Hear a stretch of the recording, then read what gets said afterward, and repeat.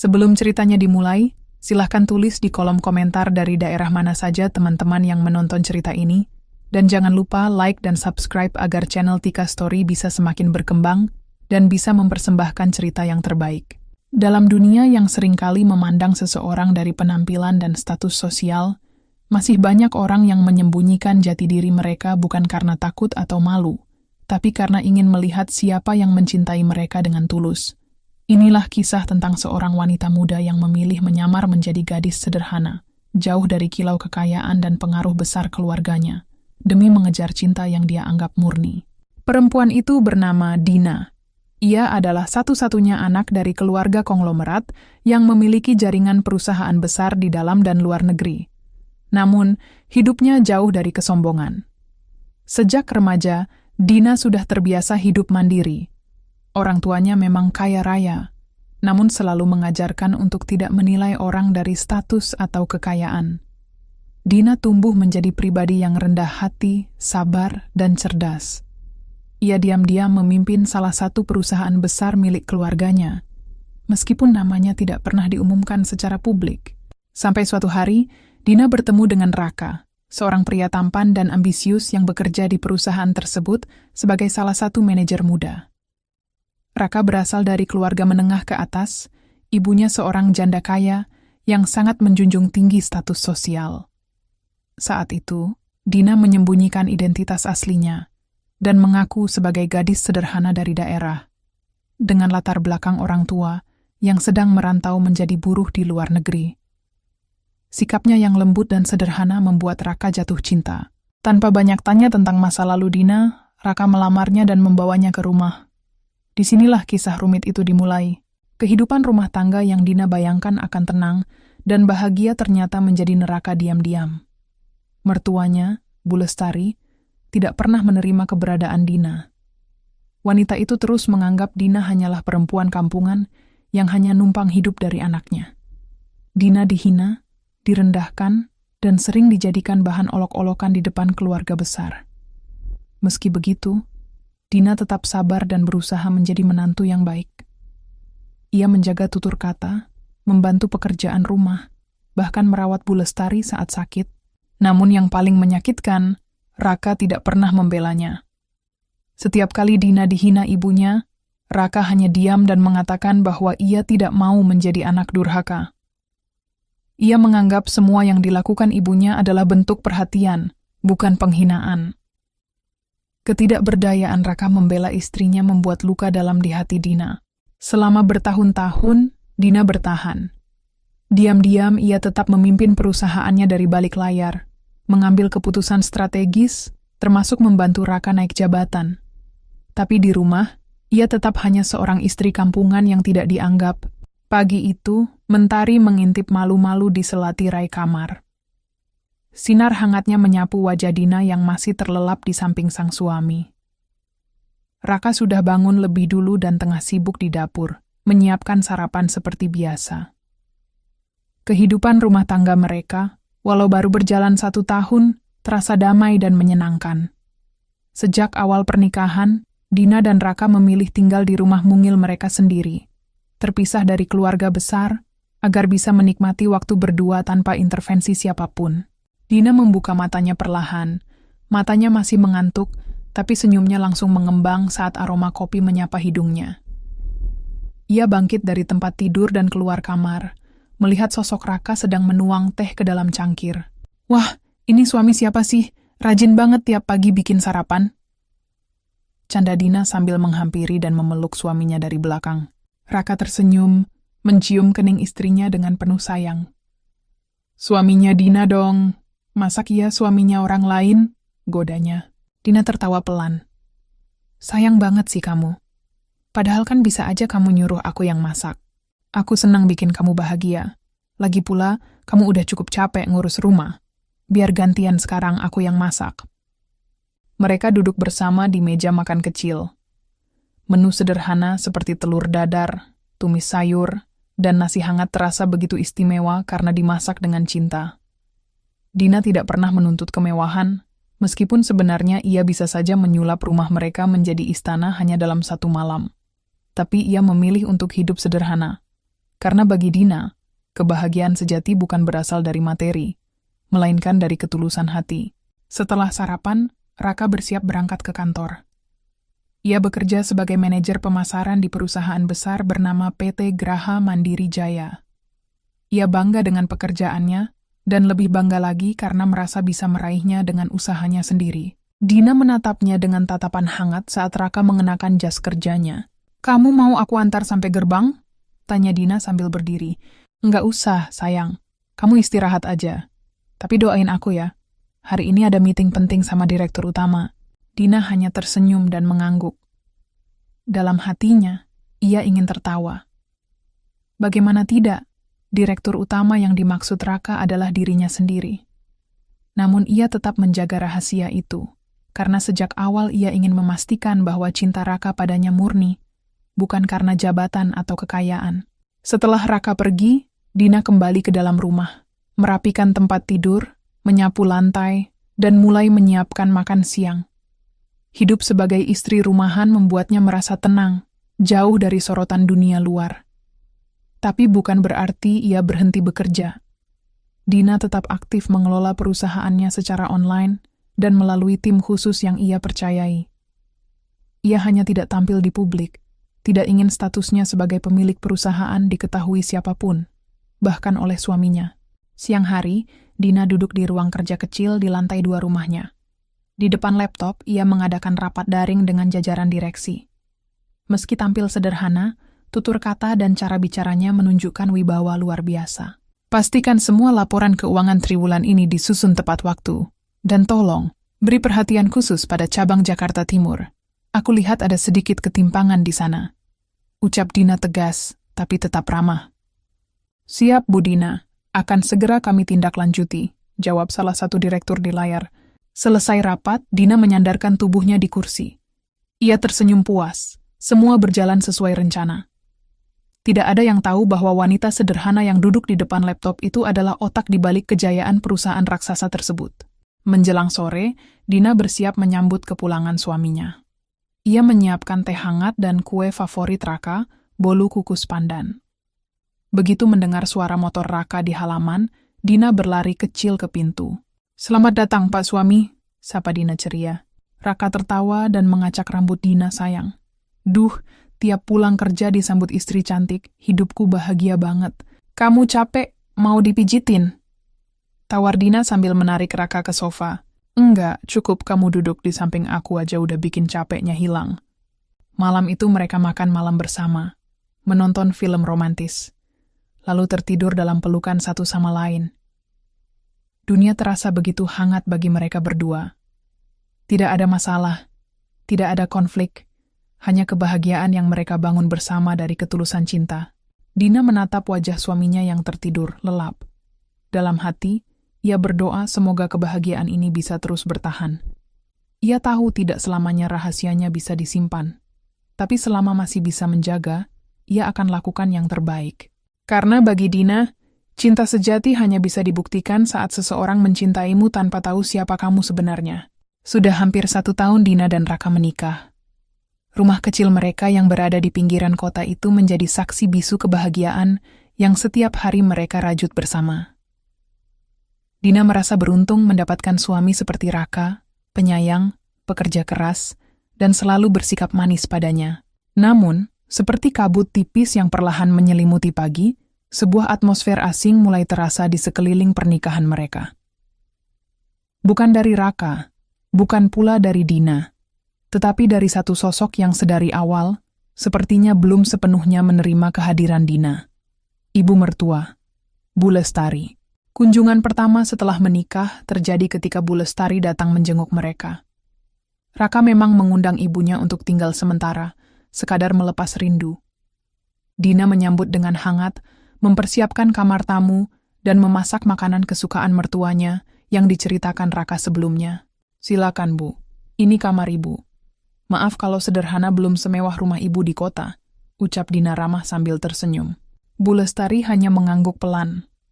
Tatapannya menelusuri dinding rumah yang sederhana, lantai keramik yang biasa, dan sofa yang tak terlalu empuk. Sekilas, ia mengangkat alis sebelum berkata, Ibu sudah lama nggak tinggal di rumah sekecil ini. Raka tertawa kecil, mencoba mencairkan suasana. Yah, pelan-pelan Bu. Rumah ini awal perjuangan kami. Dina hanya tersenyum meskipun hatinya agak perih. Ia bisa merasakan nada sindiran halus dalam suara mertuanya, tapi memilih tidak menanggapinya. Hari-hari berikutnya berjalan dengan baik. Dina melayani Bu Lestari sebaik mungkin. Ia memasakkan makanan tradisional kesukaan ibu mertuanya, menemaninya ngobrol di teras, dan bahkan memijat kakinya di malam hari. Tapi, tetap saja, sikap Bu Lestari terasa dingin dan penuh jarak. Dina, kamu lulusan apa ya dulu? Tanya Bu Lestari suatu sore sambil menyeruput teh. Lulusan S2, Bu, jawab Dina lembut. Dulu kuliah di luar negeri. Luar negeri? Wah, pasti ngeluarin banyak uang ya. Tapi kerjaanmu sekarang apa? Nggak kelihatan sibuk ya? Saya di rumah, Bu, sambil bantu-bantu kerja online, jawab Dina masih dengan senyum. Kerja online ya. Ibu tuh mikir, sayang banget perempuan lulusan luar negeri cuma di rumah. Itu namanya jadi beban keluarga, bukan jadi partner hidup. Ucap Bu Lestari sambil terkekeh ringan. Tapi nadanya tak bisa disembunyikan, menyepelekan. Raka hanya menunduk, tak berkata apa-apa. Dina menarik napas dalam-dalam, lalu bangkit sambil berkata, "Saya ke dapur dulu ya, Bu. Mau siapkan makan malam." Ia pergi sambil tetap tersenyum, meski hatinya sedikit tergores. Ia tahu, sikap seperti itu bukan karena ketidaktahuan, tapi karena Bu Lestari memang tidak pernah percaya padanya sejak awal. Keesokan harinya, Raka dan Dina mengantar Bu Lestari ke pusat perbelanjaan. Dina dengan sabar membantu memilihkan tas tangan dan sepatu baru, sementara Raka mengecek ponsel karena ada pekerjaan kantor yang mendesak. Saat Raka sedikit menjauh untuk menerima telepon, Bu Lestari sempat membisik pada Dina. "Kamu tahu kan, kamu beruntung banget bisa nikah sama Raka. Banyak perempuan yang mau loh." Dina terdiam sesaat. "Saya tahu, Bu, saya juga bersyukur. Nah, makanya jangan sia-siain. Jaga sikap, jangan terlalu merasa nyaman. Kamu bukan dari keluarga berada. Jangan sampai kamu bikin Raka jatuh karena kamu." Kata-kata itu menampar hati Dina. Ia masih tetap tersenyum, meski dalam hati mulai tumbuh luka yang sulit disembunyikan. Tapi dia tidak membalas. Ia hanya menunduk, menahan semua. Malam harinya, saat Raka sudah tidur, Dina duduk sendirian di ruang kerja. Ia membuka laptop dan menelusuri beberapa laporan keuangan perusahaan. Di antara grafik dan angka-angka yang akurat, pikirannya melayang ke ucapan mertuanya. "Kamu bukan dari keluarga berada." Kalimat itu menggema berulang-ulang. Ia terdiam beberapa saat, lalu tersenyum kecil. "Biarlah. Pikir mereka aku cuma gadis kampungan. Mereka belum tahu siapa aku sebenarnya. Tapi bukan berarti aku akan langsung membalas sekarang. Aku ingin tahu seberapa jauh mereka memandang rendah seseorang hanya dari penampilan." Hari-hari berikutnya, Bu Lestari makin sering berkomentar, walau masih dalam batas yang tidak terlalu mencolok. Dina tetap melayani, tetap sabar. Namun dalam diam, ia mencatat semuanya.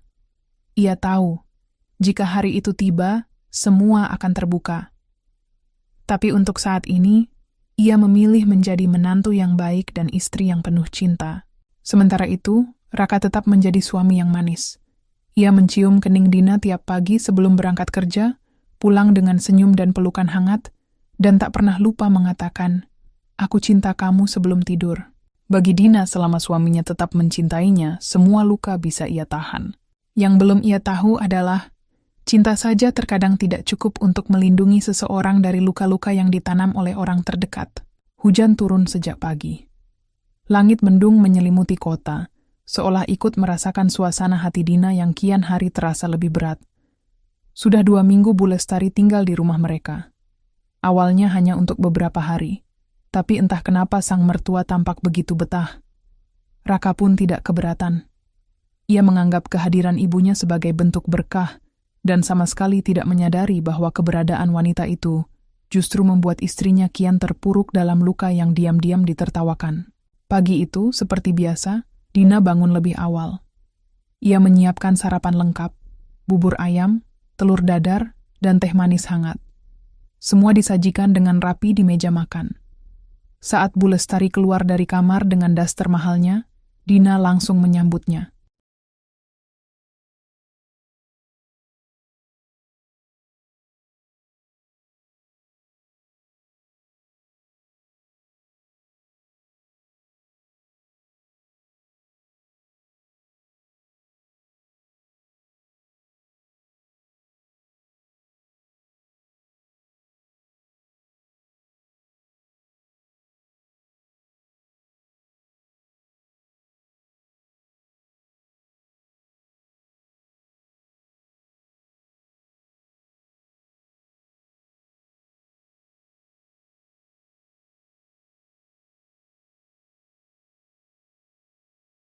Pagi, Bu. Sudah bangun? Sarapannya sudah siap, tinggal duduk saja. Bu Lestari hanya melirik, lalu duduk sambil memeriksa isi meja. Bubur ayam ya? Kamu nggak bisa masak yang lebih elit dikit gitu? Masa tiap hari lauknya itu-itu aja? Dina tersenyum kecil, meski hatinya nyeri. Kalau ibu mau yang lain, saya bisa masak nasi goreng atau buatkan roti isi. Ya jangan yang murah-murah dong. Kalau bisa tuh, makanan yang bisa disuguhin ke pejabat. Raka itu orang penting di kantornya, masa makannya bubur kampung terus? Dina menunduk, menyembunyikan luka yang kembali menganga. Ia hanya mengangguk. Baik, Bu. Raka yang baru keluar dari kamar tidak menyadari percakapan itu. Ia mencium pipi Dina dan menyapa ibunya ceria. Wah, masakan istri terbaik lagi hari ini. Dina tersenyum kecil. Dalam hati ia berpikir, betapa mudahnya Raka berkata begitu, tanpa pernah tahu apa yang ia tahan di balik dinding rumah ini. Hari itu Dina berencana membersihkan seluruh rumah, termasuk kamar Bu Lestari. Saat masuk ke kamar sang mertua, ia melihat pakaian-pakaian berserakan. Dina mengambilnya perlahan dan mulai melipat satu persatu. Namun ketika ia tengah membereskan meja rias, sebuah amplop kecil terjatuh dari laci. Tanpa sengaja, amplop itu terbuka dan memperlihatkan foto seorang perempuan muda yang berdandan modis sedang berdiri di samping Raka. Ada tulisan tangan di belakang foto. Calon menantu yang ibu idamkan.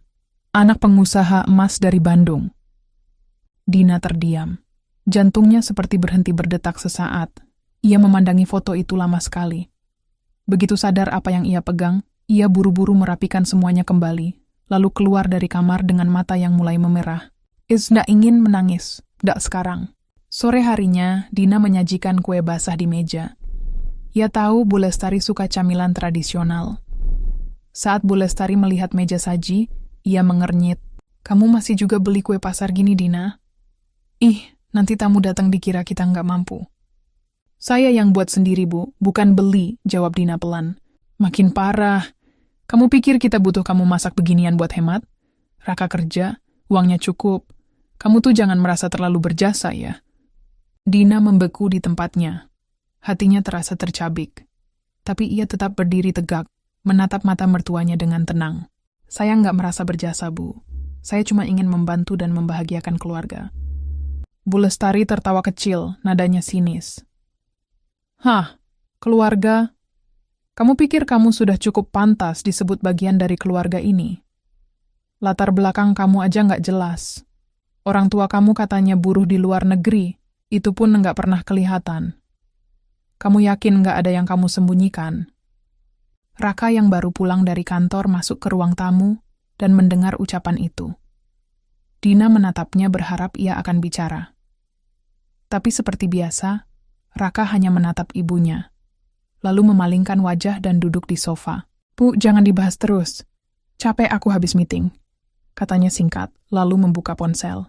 Dina menatap Raka dalam diam. Hatinya seolah retak. Bukan karena hinaan mertuanya, tapi karena sikap suaminya yang seolah tak ingin tahu. Malam harinya, Dina duduk di depan laptop. Ia membuka folder pribadi yang selama ini ia sembunyikan bahkan dari Raka. Di sana ada data perusahaan, laporan tahunan, keputusan-keputusan penting yang ditandatanganinya, hingga dokumentasi kegiatan rapat direksi yang ia pimpin diam-diam secara online. Ia menatap semua itu satu persatu, lalu membuka file baru. Laporan khusus interaksi keluarga Raka. Ia mulai menulis. Bukan dengan dendam, tapi dengan kesadaran penuh bahwa semua ini akan menjadi bukti. Bukan hanya untuk membela diri, tapi untuk menegakkan harga diri. Malam itu ia menyimpan foto yang ditemukannya, mencatat perkataan Bu Lestari, dan menandai waktu serta tanggal kejadian. Ia menatap layar laptopnya sambil bergumam lirih. Kalian boleh menertawakanku sekarang, tapi suatu hari nanti kalian akan tahu siapa sebenarnya yang sedang kalian rendahkan. Hari Minggu itu, udara di rumah mungil Dina dan Raka terasa lebih panas dari biasanya. Bukan karena cuaca, tapi karena rumah mereka kedatangan tamu, keluarga besar dari pihak Raka. Ada tante-tante, sepupu-sepupu, hingga adik ipar yang datang dengan suara keras dan tawa nyaring. Dina menyambut semuanya dengan ramah, meskipun di balik senyumnya, ada rasa gugup dan cemas yang perlahan merayap. Ini bukan kali pertama mereka datang, namun setiap kali berkumpul, Dina selalu merasa seperti orang asing. Mereka semua tampak satu frekuensi, berbicara tentang liburan mewah, perhiasan mahal, tas bermerek, dan mobil sport. Sementara Dina hanya duduk diam di antara mereka, sesekali menanggapi seadanya, lalu kembali fokus menyajikan makanan dan memastikan semua kebutuhan tamu terpenuhi. Dina, katanya kamu dulu kuliah di luar negeri ya? Tanya salah satu sepupu Raka, seorang wanita berparas cantik yang berdandan berlebihan, bernama Putri. Iya Put, jawab Dina singkat. Luar negeri mana sih? Malaysia? Singapura? Atau cuma kursus gitu? London, jawab Dina lembut. Putri terdiam sejenak, tampak terkejut tapi cepat kembali tersenyum. Wah, hebat ya. Tapi kenapa sekarang kamu malah di rumah aja? Sayang banget ilmunya nggak dipakai. Emang itu sih yang bikin aku bingung, sahut Tante Raka yang lain, sambil menyisip teh. Zaman sekarang perempuan pintar itu ya kerja, punya penghasilan sendiri, bukan nganggur di rumah sambil nungguin suami pulang. Dina menunduk, tersenyum pahit. Ia ingin menjelaskan, tapi ia tahu semua itu percuma. Mereka sudah membentuk opini dari awal, hanya berdasarkan penampilannya.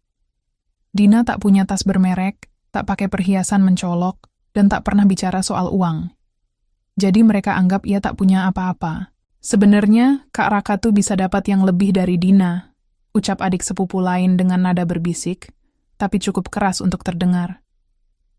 Dulu aku kira dia bakal nikah sama anak pengusaha yang diundang waktu acara kantor. Ternyata malah nikah sama... Ya begini. Ruangan itu dipenuhi tawa. Dina hanya tersenyum sambil mengangkat nampan berisi kue untuk kembali ke dapur. Hatinya menjerit, tapi wajahnya tetap tenang.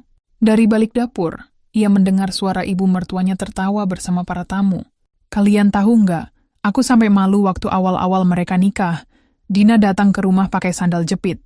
Kukira itu pembantu, kata Bu Lestari disambut tawa pecah semua orang. Dina berdiri mematung di belakang pintu dapur. Dadanya sesak, matanya memanas. Tapi ia menggigit bibir, menahan air mata yang ingin jatuh. Bukan karena malu, tapi karena dipermalukan oleh orang-orang yang seharusnya menjadi keluarga. Malamnya, setelah tamu pulang, Dina membersihkan rumah seorang diri. Raka hanya duduk di sofa, memainkan ponselnya sambil sesekali menguap. Sayang, maaf ya. Keluarga tadi agak bawel, kata Raka tanpa menatap Dina. Dina menoleh sejenak. Agak bawel. Mereka menghinaku, Raka. Di depanmu. Di depan semua orang. Raka mengangkat bahu. Kamu jangan terlalu sensitif, Din. Mereka cuma bercanda. Orang zaman sekarang tuh memang gitu. Dina terdiam. Untuk pertama kalinya, ia merasa kecewa sedalam itu pada suaminya. Ia tahu Raka bukan pria jahat, tapi ia juga bukan pria yang berani berdiri membela kebenaran saat itu menyangkut orang tuanya atau keluarganya sendiri. Raka, kamu tahu nggak? Selama ini aku diam bukan karena aku lemah. Aku cuman nggak mau merusak hubungan. Tapi kalau kamu terus diam juga, aku makin sendirian. Raka menoleh akhirnya, mengerutkan dahi. Kamu ngomong apa sih? Kita ini baik-baik aja kok. Udahlah, jangan dibesar-besarkan. Lagian, kamu tuh harusnya bersyukur. Ibu mau tinggal di rumah kita aja udah baik. Biasanya dia pilih-pilih tempat. Dina tersenyum pahit. Ia tahu, mulai saat ini, ia tidak bisa lagi bergantung pada Raka. Mungkin selama ini ia berharap Raka akan sadar dan membelanya.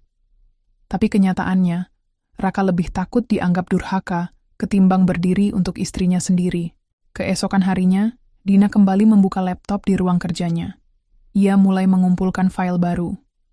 Kali ini bukan hanya catatan kejadian dan ucapan yang ia terima, tapi juga rekaman dari kamera kecil yang diam-diam ia pasang di beberapa sudut rumah. Ia menyimpan semua bukti perlakuan buruk yang diterimanya. Ia tidak ingin membalas dengan kemarahan. Ia ingin membalas dengan kebenaran dan kekuatan yang selama ini ia sembunyikan. Setelah selesai menulis laporan untuk direksi, ia menghubungi sekretaris utamanya. Mbak Tari, tolong jadwalkan inspeksi mendadak ke kantor pusat minggu depan. Saya ingin hadir langsung, tapi jangan beritahu siapapun dulu. Dan tolong, siapkan seluruh petinggi untuk rapat bersama. Saya ingin pastikan semuanya berjalan sesuai arahan. Sekretarisnya menjawab cepat. Baik, Bu Dina, saya atur sesuai jadwal Ibu. Dina menatap layar laptopnya lama. Hari itu, ia sadar. Ia tidak akan selamanya diam. Dan ketika waktunya tiba, semua orang yang meremehkannya akan tahu bahwa gadis yang mereka hina dan anggap kampungan ini ternyata adalah pemilik kekuasaan yang selama ini menopang hidup mereka. Pagi itu, langit cerah tanpa awan. Dina berdiri di dapur, mengenakan baju sederhana bermotif bunga kecil dan mengikat rambutnya dengan pita kain polos. Ia terlihat seperti ibu rumah tangga biasa, tapi di tangannya kini ada sesuatu yang istimewa, sebuah kotak makan besar berisi makanan favorit Raka. Ayam teriyaki buatan tangan Dina, lengkap dengan sup jagung dan salad kesukaan suaminya. Hari itu, Dina mengambil keputusan yang sudah lama ia tunda. Ia ingin datang ke kantor Raka, bukan hanya untuk memberikan bekal makan siang, tapi juga untuk melihat secara langsung bagaimana lingkungan kerja tempat suaminya menghabiskan waktu setiap hari. Ia ingin tahu apakah semua kerja keras dan pengorbanannya sebagai istri benar-benar dihargai. Ia mengemudi sendiri menuju gedung megah PT Graha Mandiri Jaya, perusahaan tempat Raka bekerja. Di balik senyum dan penampilannya yang sederhana, tak seorang pun tahu bahwa Dina, perempuan bertampang kalem dengan sepatu flat dan tas jinjing biasa, adalah pemilik sebenarnya dari perusahaan itu. Sejak awal, identitasnya dijaga ketat oleh para petinggi, sesuai keinginan pribadi Dina yang ingin memimpin dari balik layar. Begitu sampai, Dina sempat ragu untuk masuk. Tapi setelah menarik napas panjang, ia melangkah mantap ke dalam lobi perusahaan. Resepsionis menyambutnya dengan senyum sopan. Selamat siang, bisa saya bantu? Saya ingin mengantarkan makan siang untuk suami saya. Namanya Raka. Dia manajer pemasaran, jawab Dina ramah.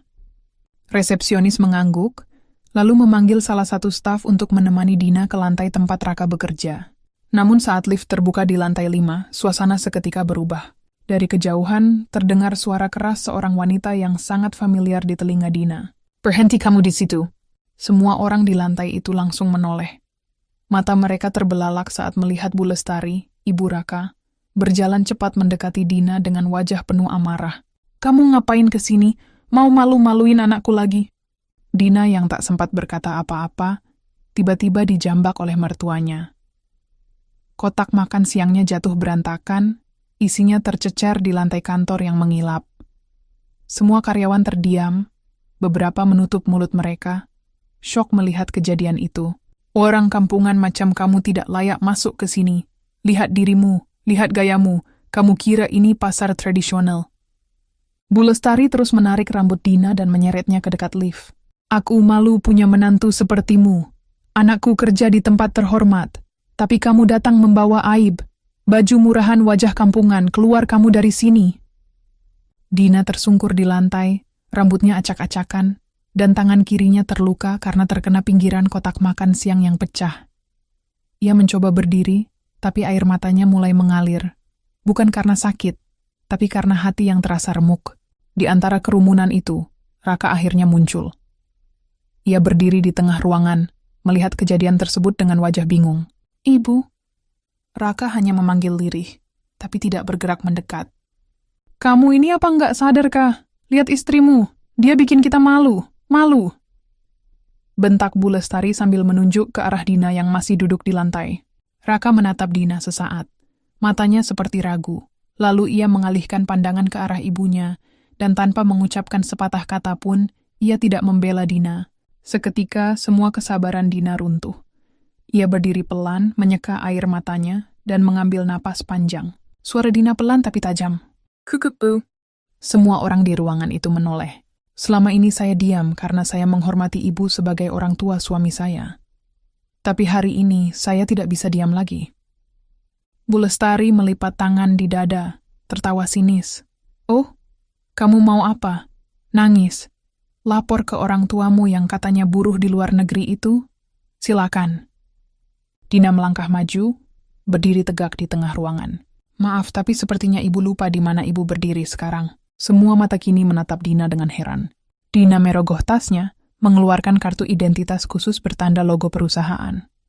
Ia menyerahkannya kepada kepala bagian HRD yang kebetulan hadir di sana. Kepala HRD membuka kartu itu, lalu wajahnya langsung berubah pucat. Dengan cepat ia membungkuk dalam-dalam di depan Dina. Maafkan kami, Bu Dina. Kami tidak tahu ibu datang hari ini. Kami benar-benar tidak tahu. Ruang kantor menjadi hening. Semua orang terpaku. Raka membeku di tempatnya. Bu Lestari tampak kebingungan. Apa maksudnya ini? Dina menatap mertuanya lurus-lurus. Saya adalah Direktur Utama PT Graha Mandiri Jaya, perusahaan tempat anak ibu bekerja, dan ibu baru saja menyeret saya keluar di depan karyawan saya sendiri. Tidak mungkin, kamu bohong, seru Bu Lestari gemetar. Dari balik ruangan rapat, muncul beberapa direksi perusahaan yang langsung memberi hormat kepada Dina. Selamat siang, Bu Dina. Kami siap untuk rapat jika ibu ingin. Tatapan Bu Lestari berubah. Wajahnya memucat, tubuhnya limbung. Ia menoleh ke Raka yang hanya bisa berdiri kaku. Raka, kamu tahu soal ini? Raka menggeleng pelan. Mulutnya terbuka, tapi tak ada suara yang keluar. Dina menarik napas, lalu berkata dengan nada tenang namun tegas. Saya juga yang memutuskan promosi Raka selama ini. Saya ingin tahu sejauh mana dia bisa tumbuh. Tapi ternyata, dia lebih memilih diam saat istrinya dihina. Dina menatap Raka dalam-dalam. Mulai hari ini saya berhenti bersabar. Ia lalu menoleh ke seluruh ruangan. Saya ingin seluruh departemen tahu, semua yang melihat perlakuan tidak manusiawi ini akan dilibatkan dalam evaluasi etika kerja. Dan untuk ibu, Dina menatap mertuanya yang kini menangis dan memohon. Maaf Bu, saya sudah cukup bersabar.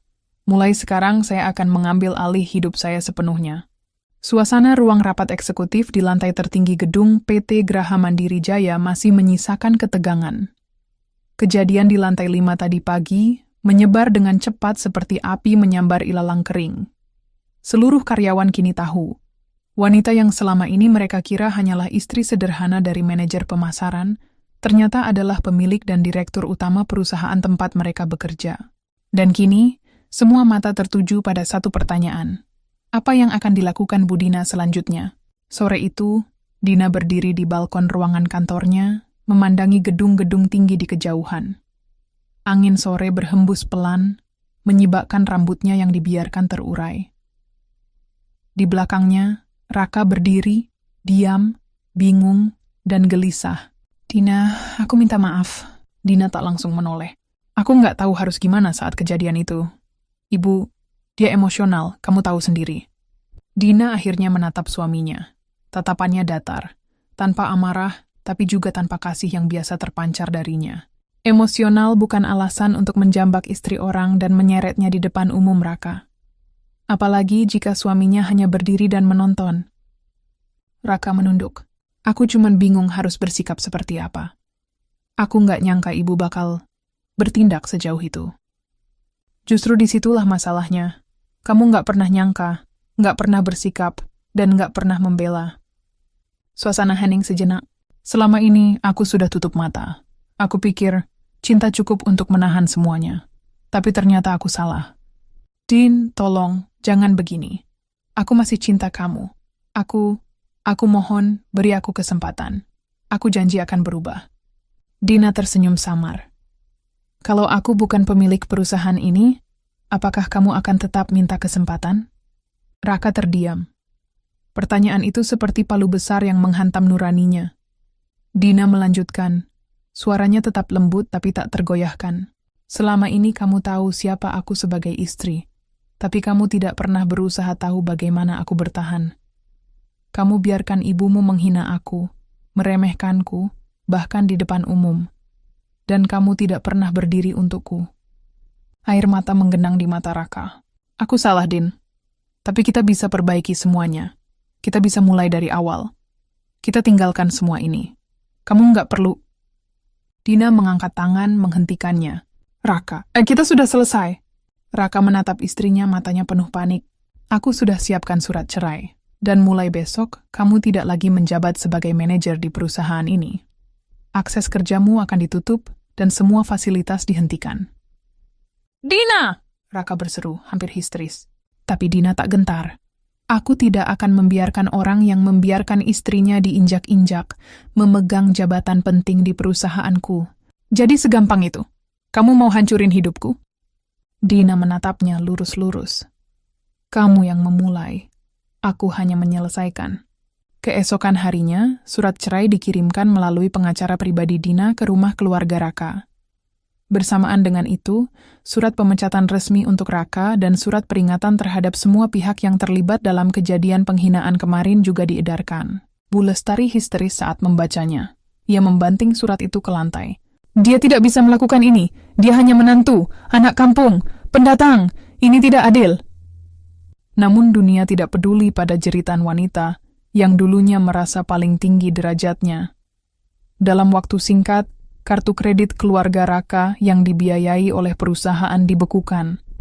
Akses rekening bersama Raka yang ternyata selama ini Dina diam-diam kontrol penuh, diblokir.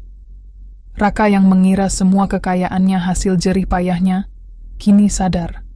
Semuanya berasal dari istri yang selama ini ia diamkan saat dihina. Dan seperti bom waktu, kebohongan yang mereka bangun selama ini mulai runtuh satu persatu. 3 bulan kemudian, Raka dan ibunya kini tinggal di rumah kontrakan kecil di pinggiran kota. Rumah mewah yang dulu mereka tinggali sudah disita oleh bank karena tunggakan pinjaman. Mobil dijual, perabot mewah hilang satu persatu. Dan pekerjaan, tak satu pun perusahaan besar yang berani merekrut Raka karena reputasinya sudah tercoreng dalam industri. Sementara itu, Dina kembali hidup tenang.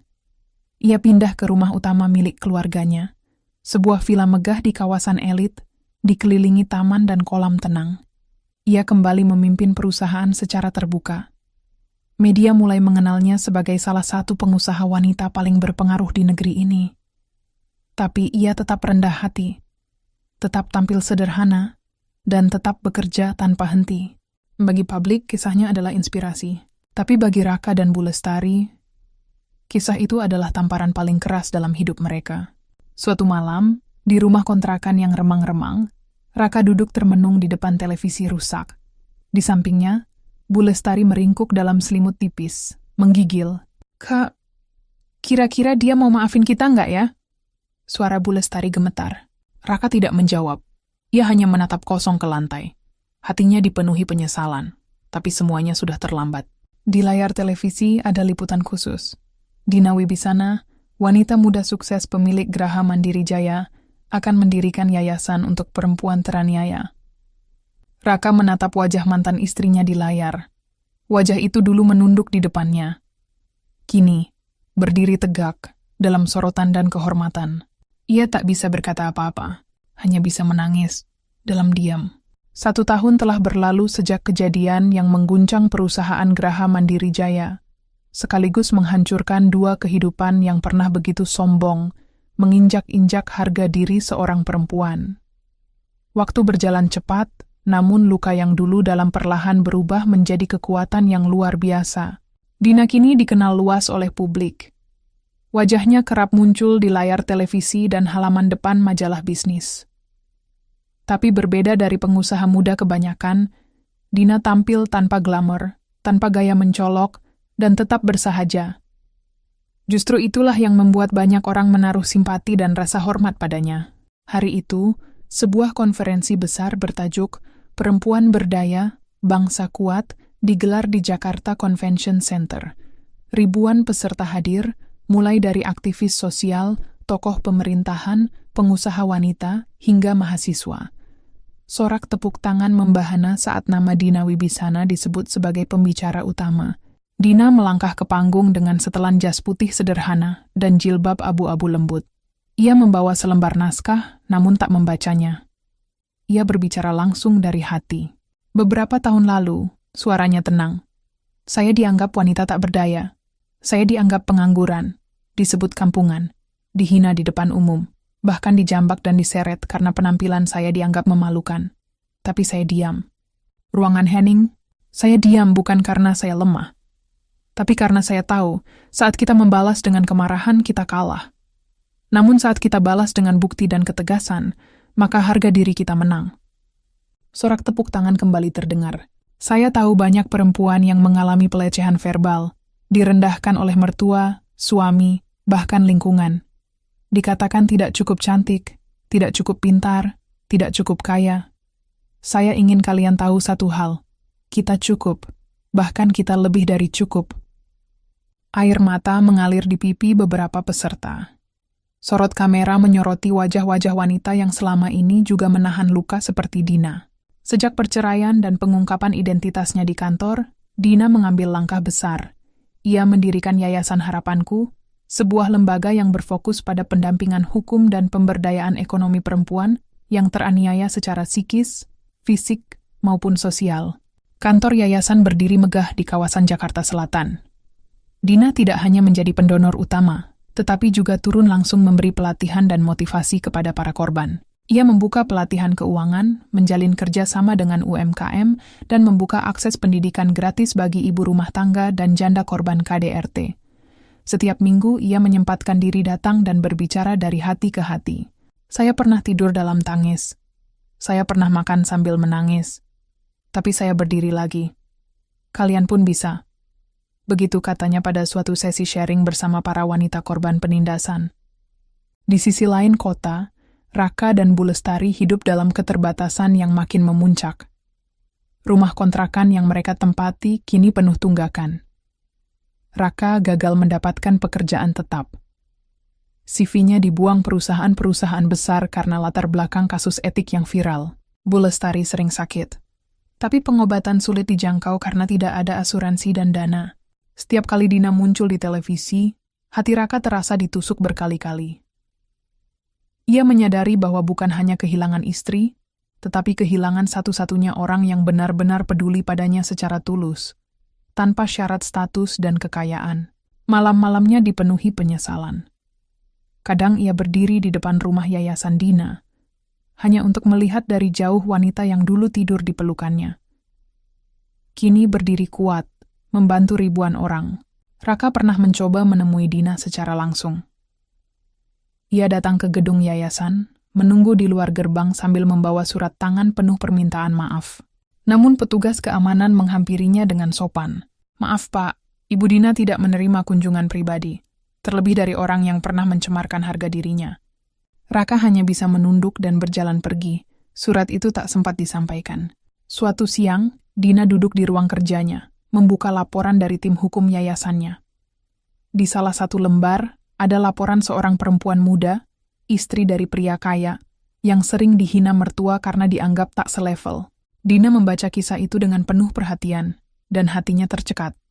Ia tahu rasa itu. Rasa sakit karena diremehkan. Rasa hampa karena orang yang dicintai tak melindungi. Ia mengetik balasan. "Teruslah kuat." Dunia sering menilai perempuan dari penampilan dan status. Tapi kita bisa buktikan bahwa kekuatan perempuan tidak diukur dari baju yang dikenakan, tapi dari luka yang mampu ia sembuhkan sendiri. Dalam sebuah wawancara di televisi nasional, wartawan bertanya, "Bu Dina, apakah Anda masih menyimpan dendam kepada mantan suami dan mertuanya?" Dina tersenyum tenang. "Tidak. Saya tidak dendam. Saya hanya tidak ingin mereka berada di sisi saya lagi. Saya tidak membenci, tapi saya tidak lupa. Luka saya terlalu dalam untuk kembali membuka pintu yang dulu hanya berisi penghinaan." Wartawan itu melanjutkan, "Lalu, apa pesan Anda untuk perempuan-perempuan yang sedang berada di posisi seperti Anda dulu?" Jawaban Dina membuat jutaan penonton terdiam. "Jangan pernah biarkan orang lain mendefinisikan siapa kamu. Jadilah perempuan yang tidak hanya sabar, tapi juga tahu kapan harus berdiri. Karena wanita itu tidak pernah lemah. Dia hanya memilih untuk kuat, dengan elegan." Di balik ketenangan wajahnya dan kelembutan tutur katanya, Dina menyimpan kecerdasan bisnis dan ketajaman hukum yang jarang diketahui orang luar. Sejak awal, ia bukan hanya seorang pengusaha muda pewaris keluarga konglomerat, tetapi juga lulusan hukum korporat dari salah satu universitas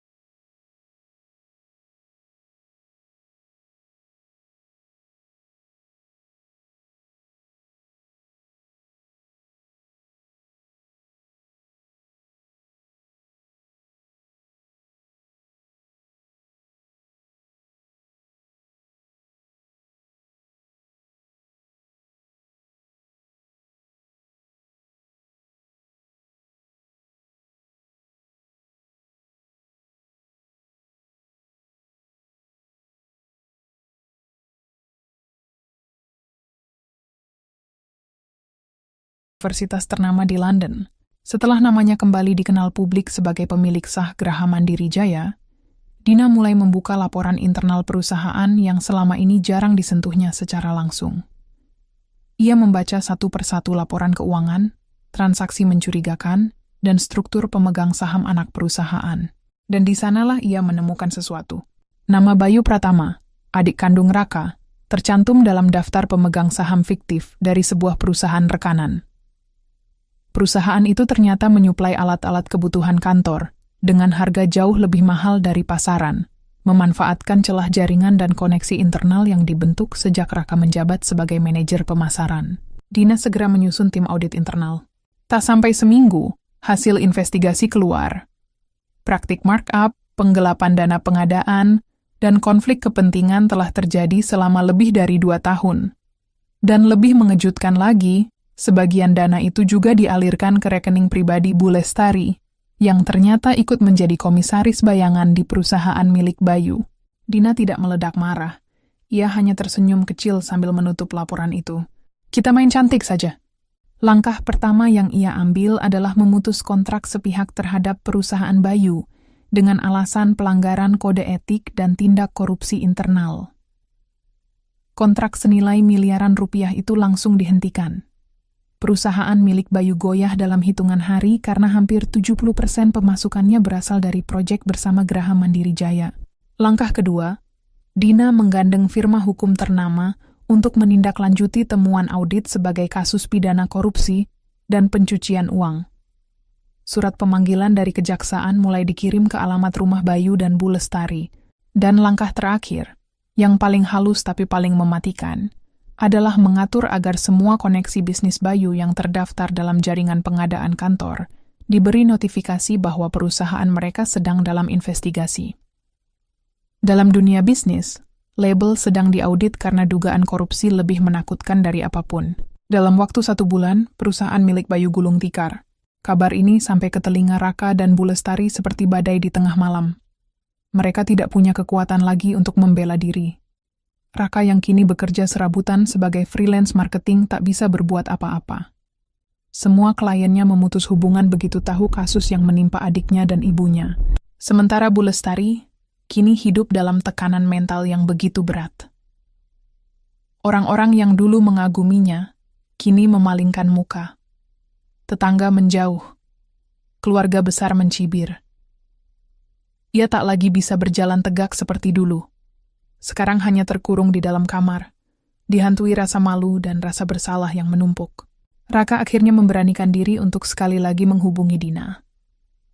Bukan untuk meminta rujuk, tapi sekadar meminta penangguhan proses hukum terhadap adiknya. Namun ketika ia sampai di depan kantor Dina, ia hanya diberi sepucuk surat oleh asisten pribadi Dina. Surat itu tertulis, "Saya tidak membalas dengan amarah, Raka. Tapi saya juga tidak tinggal diam ketika keluarga saya dijadikan tempat bermain kotor. Apa yang kamu dan keluargamu alami hari ini adalah hasil dari apa yang kalian tabur bertahun-tahun. Saya hanya membantu semesta mempercepat panennya. Dina Wibisana, Raka membaca surat itu berkali-kali, duduk di bangku taman depan kantor, seperti orang kehilangan jiwa. Ia tak lagi bisa menangis. Yang tersisa hanya penyesalan dan rasa sakit yang tak bisa dihapus oleh waktu. Sementara itu, Dina terus melangkah maju. Ia memperluas jangkauan yayasannya ke beberapa kota besar. Ia membentuk unit hukum gratis untuk membantu perempuan korban, perceraian tak adil, pelecehan, dan kekerasan rumah tangga. Ia memberi modal usaha bagi perempuan yang ingin mandiri secara ekonomi.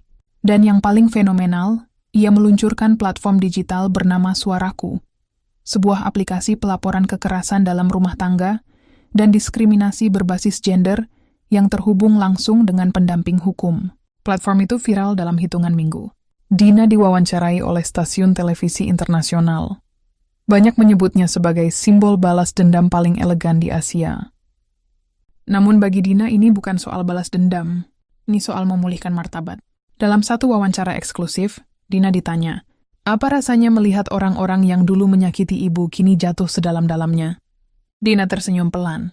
Saya tidak senang mereka menderita. Tapi saya lega bahwa keadilan akhirnya menempatkan mereka di tempat yang pantas. Hidup ini bukan soal membalas dendam dengan kehancuran, tapi tentang menyembuhkan luka dengan kekuatan yang tak tergoyahkan. Wartawan itu terdiam sejenak sebelum melanjutkan. Apa ibu akan memaafkan mereka suatu hari nanti? Jawaban Dina tenang dan menohok. Saya sudah memaafkan, tapi saya tidak akan pernah mengulangi kesalahan dengan memberi mereka tempat di hati saya lagi. Angin malam menyusup melalui celah-celah dinding rumah kontrakan tua di pinggiran Jakarta itu. Dinding yang dulunya dicat krem kini mengelupas, kusam, dan lembab. Di dalamnya, seorang lelaki duduk membungkuk di atas lantai semen dingin. Itu Raka, dulu manajer pemasaran di perusahaan besar, kini bahkan tak sanggup membayar sewa bulanan rumah kontrakannya. Di sudut ruangan yang lain, terbaring sosok renta yang dulu angkuh dan berkuasa, Bu Lestari. Tubuhnya yang dulu gemuk kini kurus dan rapuh. Sakit lambung yang selama ini ia abaikan kini memburuk. Nafasnya sering pendek-pendek, dan wajahnya tampak pucat. Malam itu suara hujan mengguyur atap rumah membuat suasana semakin sunyi dan menyesakkan. Kak, suara Bu Lestari lemah. Raka menoleh. Apa kita terlalu jahat pada Dina dulu ya? Raka tak menjawab. Matanya menatap kosong ke dinding. Sudah ratusan kali pertanyaan itu ia ulang dalam hati. Sudah ribuan kali bayangan wajah Dina datang dalam tidurnya, baik sebagai istri yang dulu tersenyum lembut, maupun sebagai sosok dingin yang menghukumnya dengan keadilan. Dia mungkin sudah melupakan kita, lanjut Bu Lestari. Suaranya mulai parau. Tapi kenapa aku belum bisa melupakan semua kesalahan kita? Raka menunduk. Dalam hati, ia tahu, dunia mungkin memaafkan, tapi kenangan tidak pernah benar-benar hilang. Hari demi hari berjalan seperti hukuman tak bertepi. Raka bekerja serabutan, kadang ojek online, kadang kuli angkut barang di pasar. Tapi tubuhnya lelah, dan pikirannya jauh lebih letih. Dulu, hidupnya penuh agenda penting, rapat strategi, dan makan siang di restoran mahal. Sekarang, ia harus menghitung recehan untuk beli nasi bungkus. Kesehatan Bu Lestari makin menurun. Ia sempat dilarikan ke klinik terdekat karena kolaps, tapi tak bisa mendapat perawatan memadai karena tak punya asuransi aktif. Raka meminjam ke sana-sini. Saudara-saudara yang dulu datang saat mereka di puncak, kini menghindar. Bahkan beberapa mengaku tak punya uang, padahal hidup mereka masih cukup. Maaf, Kak. Bukan aku nggak mau bantu. Tapi kamu tahu sendiri, sekarang siapa yang berani deket-deket sama keluarga kamu? Satu demi satu pintu tertutup, dan yang tersisa hanyalah penyesalan. Sementara itu, kehidupan Dina justru semakin melambung. Ia diundang ke luar negeri untuk menjadi pembicara dalam forum internasional tentang kepemimpinan perempuan. Di Jepang, ia diberi penghargaan Inspirasi Asia untuk Perempuan Pemimpin 2025. Di Indonesia, namanya masuk dalam daftar 10 CEO paling berpengaruh versi majalah bisnis ternama. Namun Dina tetap rendah hati. Ia tidak pernah menyebut nama Raka dalam satupun wawancara. Bahkan saat diwawancara di luar negeri dan ditanya soal masa lalunya, ia hanya berkata, "Saya pernah mengalami luka, tapi saya memilih menjadikannya pijakan." Ia tak pernah membalas dengan memburukkan, tapi diamnya justru lebih mematikan. Suatu hari, Dina duduk di ruang kerja yayasannya. Salah satu stafnya masuk, membawa amplop coklat. "Bu, ini ada surat datang. Dikirim langsung tidak lewat pos. Dari Pak Raka." Dina menoleh sejenak. Ia menatap amplop itu tanpa menyentuhnya. "Letakkan di laci." Staf itu tampak ragu. "Ibu tidak ingin membacanya?" Dina tersenyum kecil. "Kalau isinya minta maaf, saya sudah memaafkan sejak lama. Kalau minta bantuan, dia salah alamat. Saya bukan lagi bagian dari cerita hidupnya." Amplop itu dibiarkan tertutup di dalam laci. Tak pernah dibuka, tak pernah dibalas. Dan jauh di ujung kota, di balik tembok rumah kontrakan yang lembab, Raka duduk termenung sambil memegang salinan surat permintaan maaf yang tak pernah mendapat balasan. Di sampingnya, Bu Lestari berbaring dalam sakit panjang. Hidup mereka kini tak punya arah. Hanya mengandalkan belas kasihan dan sedekah dari tetangga. Tapi bahkan rasa kasihan pun kini makin langka. Satu malam, saat langit mendung, Raka duduk di depan rumah, melihat ke langit. "Din, aku tahu kamu nggak akan kembali. Aku tahu. Aku memang pantas kehilangan segalanya, tapi tahukah kamu, hidup tanpa kamu lebih menyakitkan dari apapun." Air matanya jatuh, mengalir pelan, tapi tidak ada lagi yang mendengarkan. Karena penyesalan yang datang selalu terlalu lambat. Pagi itu, udara terasa segar. Di balkon rumah kaca miliknya yang menghadap danau kecil di kawasan elit Sentul, Dina berdiri sambil memegang secangkir teh melati hangat. Daun-daun bergoyang pelan, burung-burung beterbangan, dan matahari menyinari wajahnya yang tampak damai. Sudah lebih dari setahun sejak semua badai hidupnya mereda. Kini, tak ada lagi suara hinaan, tak ada lagi air mata di malam hari.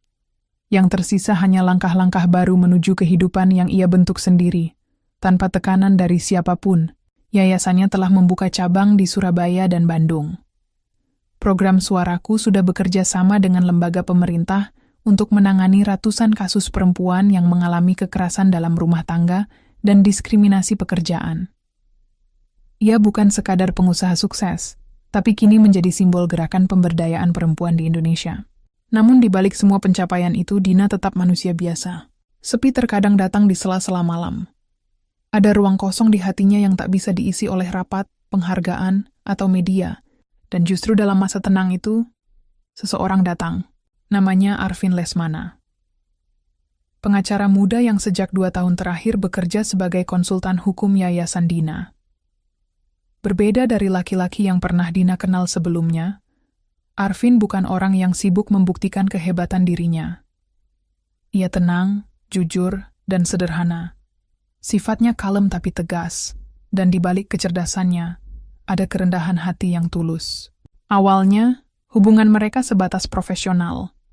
Arvin membantu menyusun regulasi kerja sama antara Yayasan Dina dan Kementerian Sosial. Tapi setelah beberapa bulan, kedekatan itu tumbuh menjadi lebih personal.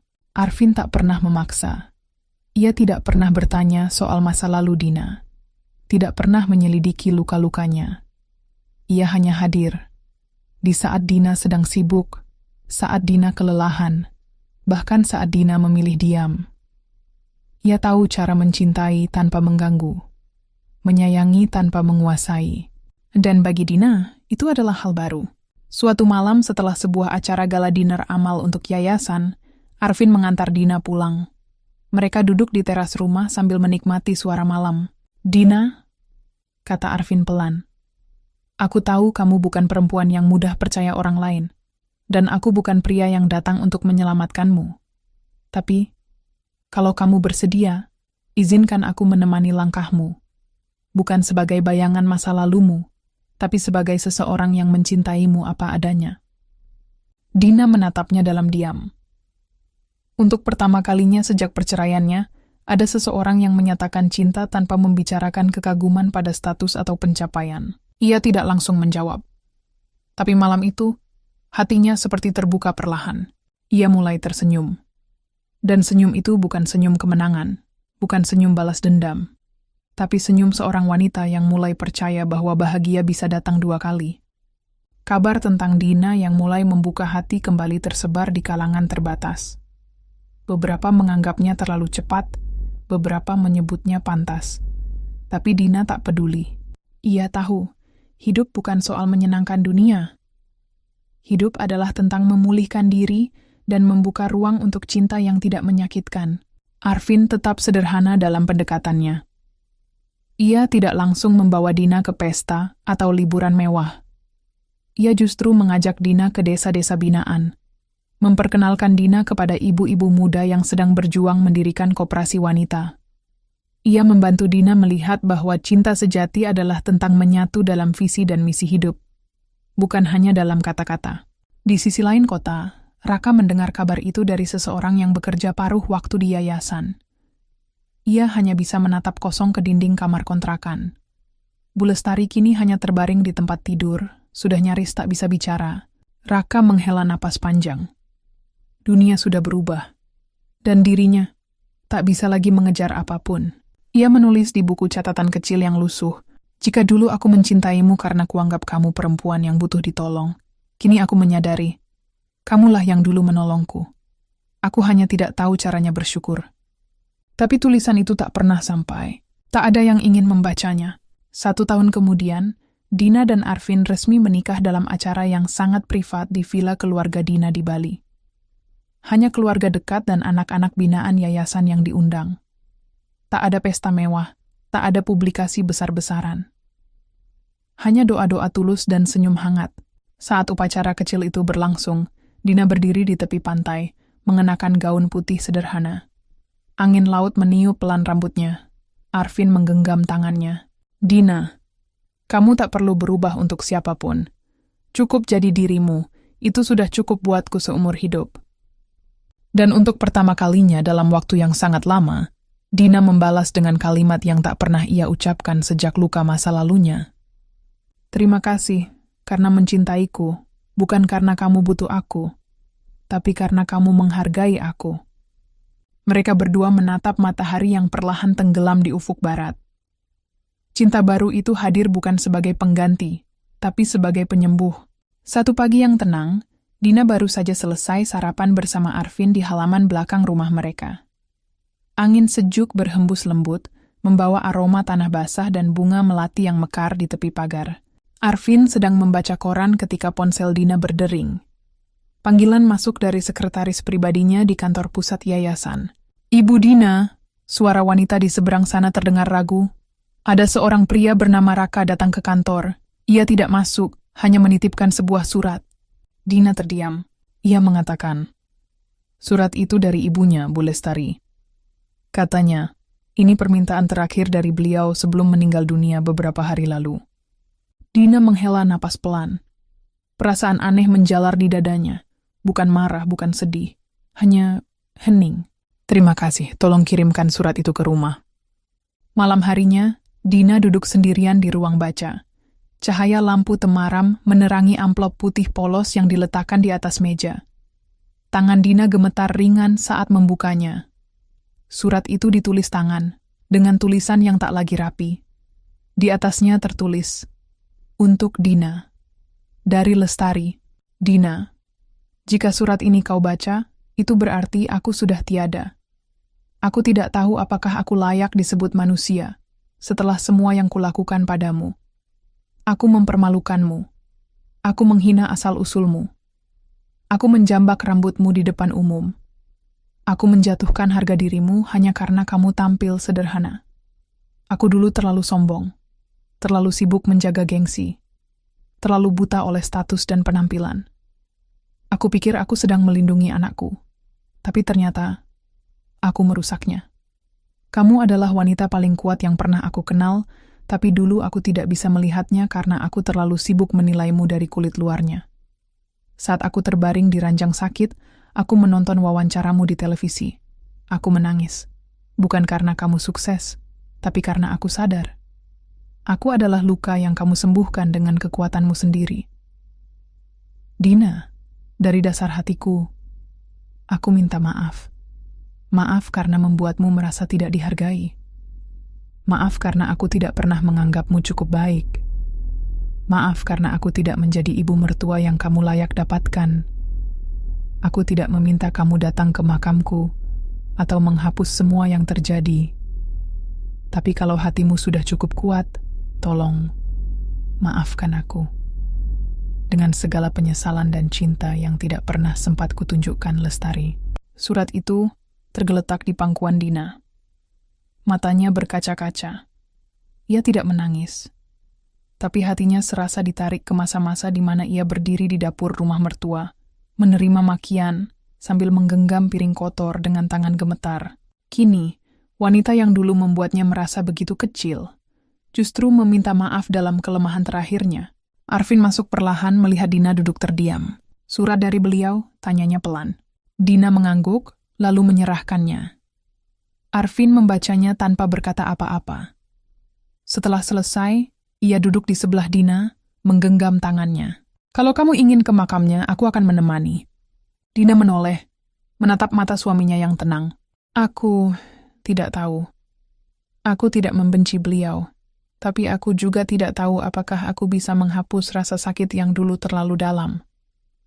Arvin tersenyum. Kamu tidak harus menghapusnya. Kamu hanya perlu mengakuinya, lalu berjalan melewatinya. Bukan untuk dia, tapi untuk kamu sendiri. 2 minggu kemudian, Dina berdiri di depan sebuah nisan sederhana bertuliskan, Lestari Dewi Prameswari, ibu, istri, dan manusia biasa. Ia membawa bunga melati putih. Di sampingnya, Arvin berdiri diam, membiarkan istrinya memproses semuanya dengan caranya sendiri. Dina menatap nisan itu. Hatinya tenang. Tidak ada dendam yang tersisa. Hanya perasaan bahwa hidup memang penuh ironi. Orang yang paling menyakitimu terkadang adalah orang yang paling ingin dicintaimu, tapi tidak tahu caranya. Ibu, ucapnya lirih. Saya memaafkan ibu. Tapi saya juga berterima kasih.